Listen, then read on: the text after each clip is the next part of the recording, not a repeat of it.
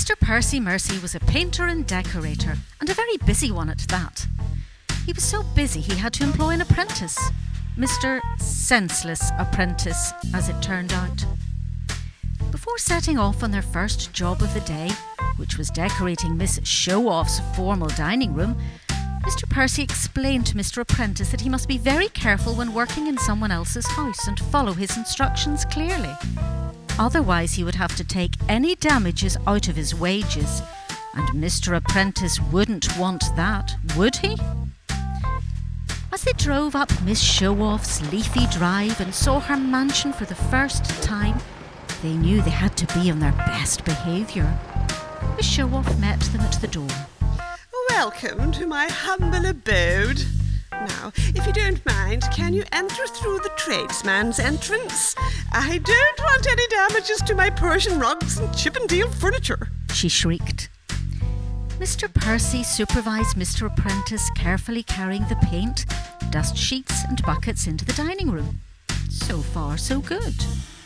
As Mr Percy started to spread out the dust sheets to cover the parquet flooring, Mr Apprentice thought he would help by getting the ladders out of the van.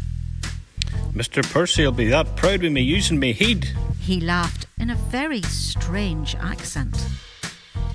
A few minutes later, Mr Percy spotted Mr Apprentice carrying the ladder across the hallway, and out of the corner of his eye he saw what looked like an antique Tiffany lamp wobbling on its pedestal every time that Mr Apprentice took a heavy step. "Be careful," he shouted. "You don't want to hit the lamp." "Eh? What lamp?" replied Mr Apprentice as he turned round to look for the lamp. "Here, boy, that was some catch," laughed Mr Apprentice. As Mr Percy wiped the sweat of his brow, Miss Show-Off arrived. Now, I need the ceiling painted, the feature wallpaper on the wall, and don't forget the cornice. And remember, you said one day would do it.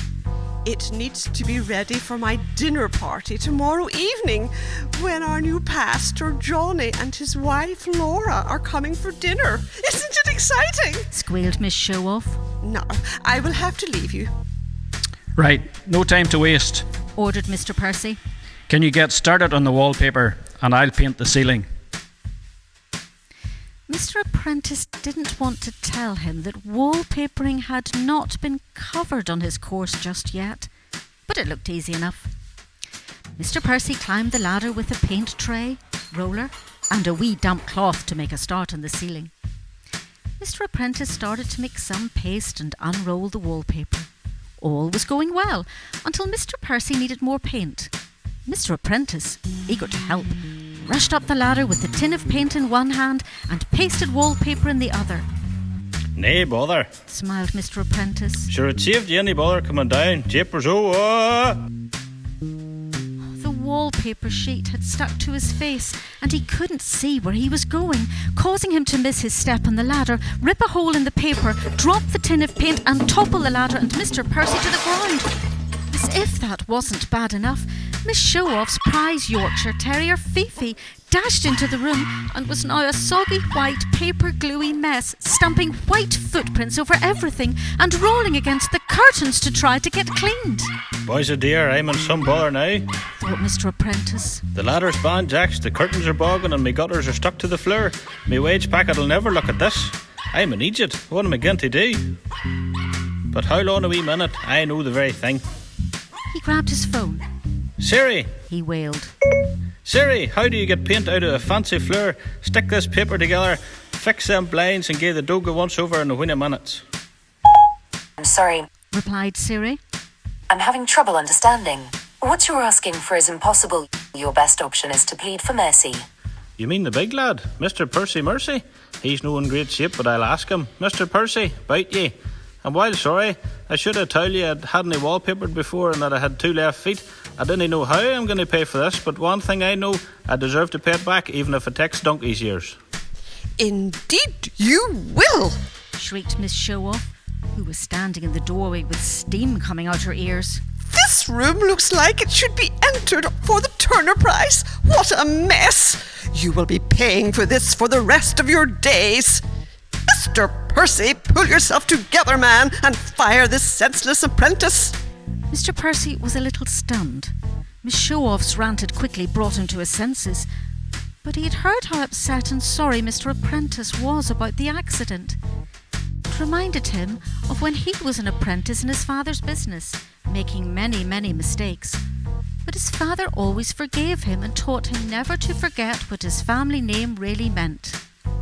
Madam, mercy is when God doesn't give us what we deserve, but instead forgives us and shows us love and acceptance.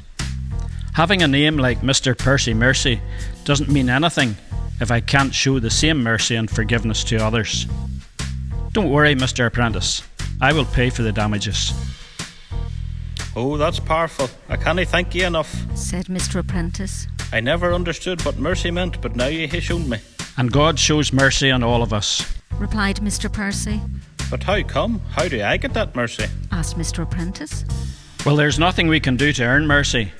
God says when we show mercy to others, He will show mercy to us. Explained Mr Percy. Man, sir. Said Mr Apprentice.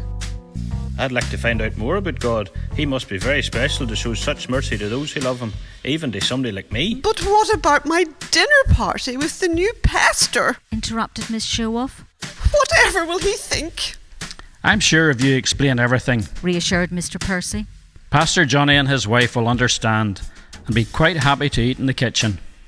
And maybe, if you ask him about mercy, he will explain it much better. It might even give him some ideas for his sermon on Sunday. Now, if you will excuse me, we need to start sorting out this mess, and I'm sure you have plenty to get on with in the kitchen. Indeed I have. Snorted Miss Showoff as the doorbell rang. That'll be the dog groomer for Fifi, so I must attend to that. Now, I wonder where my little Fifi is. Fifi! Fifi! Come to Mummy! Where can she be?